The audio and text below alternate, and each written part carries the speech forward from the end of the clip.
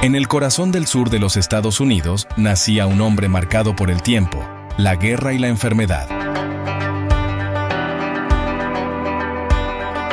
Creció bajo el peso del honor, la disciplina y de un código que ya no sobreviviría al nuevo mundo. América se expandía hacia el oeste, y con ella, la violencia, la fiebre y el mito. En las encrucijadas entre la ley y el caos, su nombre comenzó a aparecer en relatos y testimonios.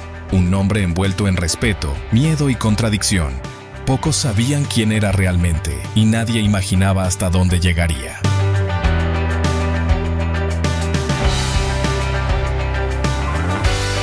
Su nombre era John Henry Holiday. Acompáñenos en la historia de un hombre que el oeste nunca olvidó. Bienvenido al canal La Historia Detrás de la Foto. El caballero de Georgia y la sentencia de muerte. La figura de Doc Holliday, inmortalizada como el pistolero espectral al lado de Wyatt Earp, comienza su historia real lejos del polvo y la pólvora de Tombstone. Nació como John Henry Holiday el 14 de agosto de 1851 en Griffin, Georgia. Su familia pertenecía a lo que se consideraba una respetada familia de clase media alta del sur, no propiamente a la aristocracia sureña. El padre, Henry Burroughs Holiday, era un hombre de posición. Sirvió como oficial, mayor en el ejército confederado durante la Guerra Civil, además de ser farmacéutico y posteriormente abogado. La madre, Alice Jane Holiday, nacida McKay, completaba el cuadro de una familia próspera y respetada. John Henry fue criado dentro de los rígidos códigos de honor y educación de un caballero sureño. Recibió una educación clásica completa, estudiando latín, griego y francés, además de demostrar un talento notable para el piano. No era un joven rudo, era refinado, inteligente y, según relatos familiares, poseía un temperamento controlado, aunque imbuido de un profundo orgullo por su herencia. La primera gran fractura en su vida ocurrió en 1866. John Henry tenía apenas 15 años cuando su madre, Alice Jane, murió. La causa de la muerte fue la tuberculosis, la enfermedad entonces conocida como consunción. En aquella época, la tuberculosis era una sentencia de muerte lenta, altamente contagiosa y rodeada de estigma social. El impacto psicológico de esta pérdida en John Henry fue inmenso, especialmente considerando la cercanía que tenía con su madre. Apenas unos meses después, su padre Henry se volvió a casar con Rachel Martin, un acto que, aunque común y práctico para la época, habría creado un distanciamiento entre padre e hijo. Buscando una carrera respetable, John Henry Holiday miró hacia la odontología, una profesión que estaba ganando prestigio. Fue enviado a Filadelfia para estudiar en el Pennsylvania College of Dental Surgery, hoy parte de la Universidad de Pensilvania, una de las mejores instituciones del país. En marzo de 1872, a los 20 años, se graduó recibiendo el título de doctor en cirugía dental, regresó a Georgia y por un breve periodo vivió la vida para la cual había sido preparado. Abrió un consultorio dental en Atlanta, en sociedad con un colega, el doctor Arthur Ford. Los registros y anuncios de periódicos de la época muestran que el Dr. Holiday era un profesional activo y competente. Sin embargo, la sombra que se llevó a su madre no lo había abandonado. Hacia finales de 1872 o comienzos de 1873, poco más de un año después de su graduación, John Henry comenzó a desarrollar una tos persistente y violenta. El diagnóstico fue el más temido posible: tuberculosis. Es casi seguro que contrajo la enfermedad años antes, al cuidar de su madre. Los médicos fueron directos respecto al pronóstico, pero no hay registro de que le hayan dado meses de vida. En el clima húmedo de Georgia no sobreviviría mucho tiempo. Le dieron, según se cree, pocas esperanzas de mejoría. La única recomendación médica que ofrecía alguna esperanza era un cambio radical de ambiente. Necesitaba mudarse a un clima más seco y árido, donde el aire enrarecido, se creía, retardaría el avance de la enfermedad. El oeste americano, específicamente los territorios áridos, era la única opción.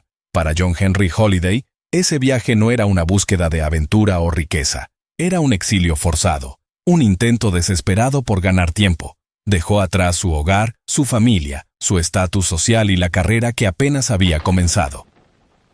En octubre de 1873, el Dr. Holliday, delgado, pálido y ya debilitado por la enfermedad, llegó a Dallas, Texas. Todavía intentó ejercer su profesión. Un anuncio en el Dallas Weekly Herald de 1874 lo menciona como dentista local. Pero el intento fue un fracaso comercial. Sus ataques de tos, muchas veces incontrolables y con sangre, ocurrían en medio de los procedimientos, aterrorizando a los pacientes. El miedo al contagio de la consunción era tan grande que su consultorio rápidamente quedó vacío. Con la odontología resultando imposible, Holliday necesitaba otra fuente de ingresos. Se volcó hacia la única otra habilidad que poseía y que era lucrativa en los salones de la frontera, el juego. Era un jugador de cartas habilidoso, especialmente en faro y póker, actividades que eran consideradas pasatiempos de caballero en Georgia, pero que ahora se convertirían en su profesión de tiempo completo. Fue en Dallas donde la transformación comenzó. El alcohol, especialmente el whisky, era usado en cantidades moderadas, tanto para aliviar los síntomas dolorosos de la enfermedad, como para lidiar con la depresión de su condición. No hay evidencia de alcoholismo severo. La combinación del orgullo sureño herido y el fatalismo de un hombre que sabía que estaba muriendo creó una mezcla volátil.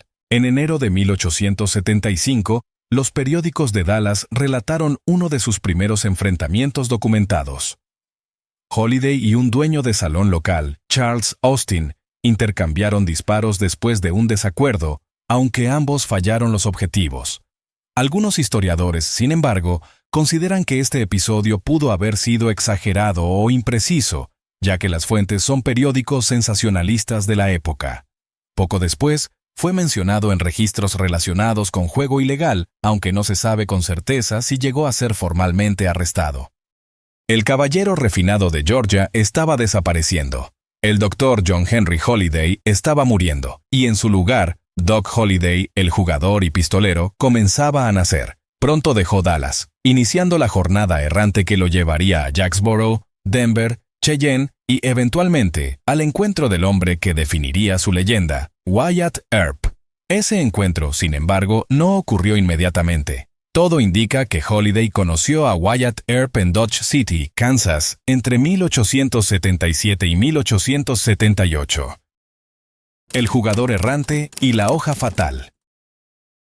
Al dejar Dallas en 1875, John Henry Holliday abrazó completamente la identidad de Doc, el jugador profesional. Inició un periodo de migración constante por las ciudades más violentas y sin ley de la frontera, siguiendo el flujo del dinero, pasando posiblemente por ciudades del interior de Texas como Jacksboro y luego hacia Denver, en Colorado. En Denver su reputación con las cartas creció, al igual que su notoriedad.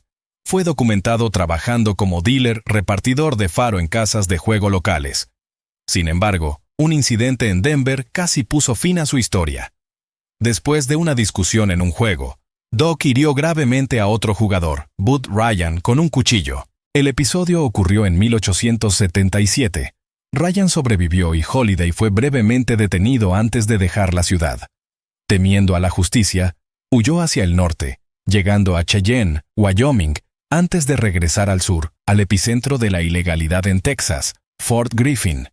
Fue en Fort Griffin, un puesto avanzado conocido como la Babilonia del Oeste, donde dos relaciones cruciales en la vida de Holliday comenzaron.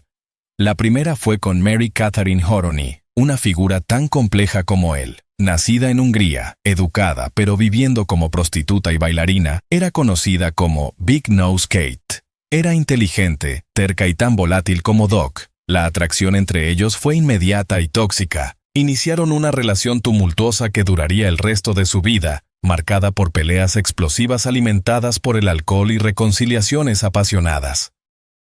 El segundo encuentro fue con Wyatt Earp. Relatos populares afirman que Wyatt estuvo en Fort Griffin en 1877 rastreando al forajido Dave Rudabaugh y que allí habría conocido a Holliday. Sin embargo, las evidencias contemporáneas no confirman ese encuentro. El primer registro documentado de la amistad entre ambos es de Dodge City, Kansas, en 1878. Aún así, según la tradición, al entrar en el salón principal, El Beehive, Wyatt preguntó por Rudabaugh. El jugador más prominente de la sala, un hombre delgado y pálido, respondió: Doc Holliday. Holliday informó a Wyatt que Rudabaugh había huido hacia Kansas. Wyatt Earp, conocido por su rápido juicio del carácter, quedó inmediatamente impresionado por la inteligencia y el comportamiento caballeroso de Holliday, algo raro en aquellas fronteras. Fue el inicio de una amistad improbable, pero que se convertiría en una de las más famosas del viejo oeste. Fue también en Fort Griffin donde la reputación de Doc como un hombre peligroso fue permanentemente cimentada. La historia según la cual, en 1877, Holliday mató a un hombre llamado Ed Bailey después de una partida de póker forma parte del folclore del oeste y no posee registros históricos que la confirmen. La leyenda dice que Holliday estaba jugando póker con un bravucón local llamado Ed Bailey. Bailey, un ex explorador del ejército, estaba descaradamente haciendo trampa, tomando cartas del montón de descarte. Holliday, con su calma glacial, advirtió repetidamente a Bailey. Bailey ignoró las advertencias. Cuando Bailey lo hizo de nuevo, Doc recogió el bote sin mostrar sus cartas, declarando el juego terminado. Bailey, enfurecido, se levantó y llevó la mano a la pistola. Pero Doc Holliday habría sido más rápido.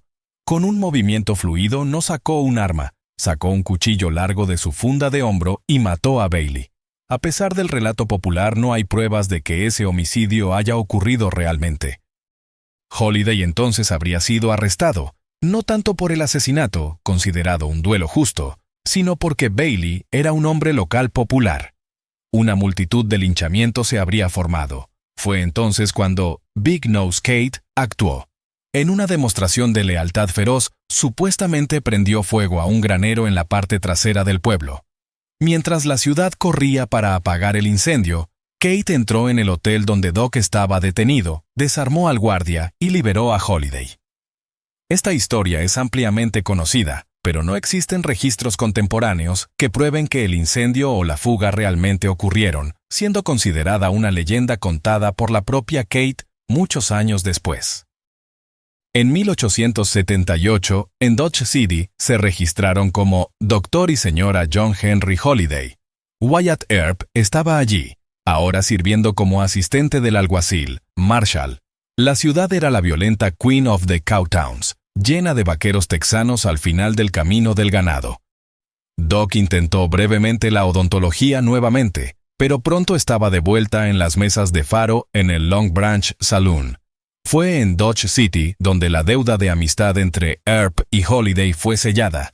La famosa historia de que, en 1878, Holliday salvó la vida de Earp de una emboscada liderada por Ed Morrison no posee confirmación histórica, aparece solo en relatos tardíos y sin registros oficiales. Aún así, es un hecho que los dos se volvieron cercanos en Dodge City y que Doc ayudó a Earp en situaciones peligrosas. A partir de ese período, la lealtad entre Holliday y Earp se consolidó, y Doc seguiría a su amigo hasta la ciudad de Tombstone, Arizona, donde su leyenda sería definitivamente forjada. El barril de pólvora de Tombstone. El año era finales de 1879, Dodge City estaba domesticándose, y la oportunidad de riqueza rápida se estaba desvaneciendo. El hermano mayor de Wyatt Earp, Virgil Earp, les escribió desde un nuevo boomtown de plata en el territorio de Arizona, Tombstone. En noviembre de 1879, Wyatt, junto con su hermano James y sus familias, dejaron Dodge City, pasando primero por Las Vegas, Nuevo México, y luego por Prescott, antes de dirigirse a Tombstone a finales del año. Doc Holliday, una vez más a la deriva, siguió a su único amigo verdadero. Después de una breve parada en Prescott, Doc y su inseparable compañera, Big Nose Kate, llegaron a Tombstone en el otoño de 1880. Tombstone no era un campamento polvoriento. Era una metrópolis emergente pero profundamente dividida. De un lado estaban los intereses comerciales y urbanos, compuestos por comerciantes, mineros y hombres de la ley, representados por los hermanos Earp. Virgil era ahora el delegado municipal y pronto se convirtió en delegado de los Estados Unidos. Del otro lado estaba una facción rural, en gran parte compuesta por rancheros y simpatizantes confederados, conocida como los Cowboys. Este grupo, que que incluía nombres como Ike y Billy Clanton, y Tom y Frank McClory, dominaba el condado de Cochise y veía a los Earps como tiranos federales que interferían en sus negocios, que a menudo incluían el contrabando fronterizo y el robo de ganado mexicano. Doc Holliday llegó ya como una figura legendaria, pero también como un hombre visiblemente enfermo. Su tuberculosis avanzaba, estaba delgado y debilitado, pero aún activo, atormentado por una tos persistente que intentaba sofocar con algunos tragos de whisky. Se estableció como jugador de faro en el Oriental Saloon. Para los Cowboys, la presencia de Doc era una provocación. Era el pistolero leal de Wyatt Earp, un hombre sin nada que perder, abiertamente desdeñoso de su autoridad rural. La tensión estalló el 15 de marzo de 1881, cuando una diligencia de Kinnear & Company fue atacada cerca de Contention City. El cochero Bud Philpott y un pasajero, Peter Roerich, fueron asesinados, mientras que el cochero suplente Bob Paul sobrevivió y relató el ataque. Una partida, liderada por Wyatt, persiguió a los asaltantes. El principal sospechoso, Luther King, fue capturado e identificó a sus cómplices. Sin embargo, en un intento desesperado por salvar su propia vida, King también implicó a Doc Holliday en el crimen. La acusación era absurda para quien conocía a Doc, pero fue el arma perfecta para los enemigos de los Earps. El sheriff del condado, Johnny Behan, rival político de Virgil Earp y amigo de los Cowboys, vio una oportunidad. Su ocasión llegó a través de Big Nose Kate. Doc y Kate, en uno de sus infames ciclos de alcohol y violencia, tuvieron una discusión monumental. Bajo presión de Behan y del fiscal Littleton Price, no necesariamente embriagada directamente por Behan, Kate fue convencida de firmar una declaración jurada afirmando que Doc había sido uno de los asesinos de la diligencia. Doc Holliday fue arrestado por asesinato. La humillación fue total. Wyatt Earp, furioso, intervino inmediatamente, reuniendo testigos que proporcionaron a Doc una coartada sólida. Al día siguiente, Kate, ahora sobria y horrorizada por lo que había hecho, se retractó de su declaración. Los cargos fueron retirados, pero el daño era irreparable. Doc Holliday estaba públicamente marcado como un potencial asesino de cocheros. Le dio a Kate algo de dinero y la puso en una diligencia fuera de la ciudad, terminando la relación, aunque temporalmente. Su ira contra Johnny Behan y los Cowboys se volvió fría y permanente. El barril de pólvora estaba a punto de explotar. La tensión aumentó durante meses. El 25 de octubre de 1881, la noche anterior al tiroteo, Ike Clanton, el portavoz más ruidoso de los Cowboys, entró probablemente en el Oriental Saloon. Ebrio, comenzó a discutir con Doc Holliday. Doc, con su calma glacial y sarcasmo cortante, desdeñó a Clanton, llamándolo mentiroso y desafiándolo a un duelo. Ike, que estaba armado, se negó a sacar su arma, pero sus amenazas se hicieron más fuertes. Virgil y Morgan Earp intervinieron, separando a los dos. Ike Clanton, enfurecido y humillado por haber sido públicamente menospreciado por Holliday, salió tambaleándose a la calle. Pasó el resto de la noche en un juego de póker, bebiendo intensamente y declarando a todos que, al amanecer, mataría a Doc Holliday y a los hermanos Earp. El crepúsculo de Doc Holliday. La tensión acumulada en Tombstone explotó en la tarde del 26 de octubre de 1881. Tras provocaciones y amenazas de los Cowboys, Doc Holliday caminó por las calles de Fremont Street junto a los hermanos Earp. El intento de desarmar a los hombres de Ike Clanton terminó en apenas 30 segundos, tiempo suficiente para transformar a un dentista enfermo en una leyenda. Cuando el humo se disipó, 3 hombres yacían en el suelo.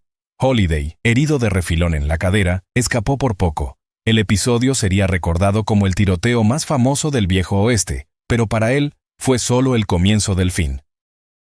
El enfrentamiento dejó heridas que el tiempo no curaría. Virgil y Morgan Earp sobrevivieron heridos, y la ciudad se sumió en tensión. Doc, una vez más, se convirtió en blanco de odio y sospecha. Durante la larga audiencia conducida por el juez Wells Spicer, defendió sus acciones con frialdad. Un hombre pálido, tosiendo sangre, sosteniéndose en pie más por fuerza de voluntad que por salud.